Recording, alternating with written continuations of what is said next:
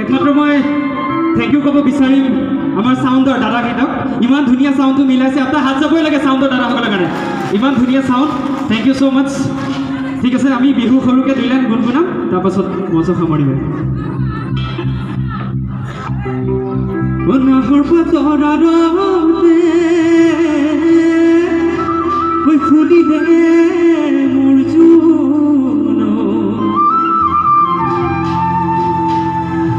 খাই যা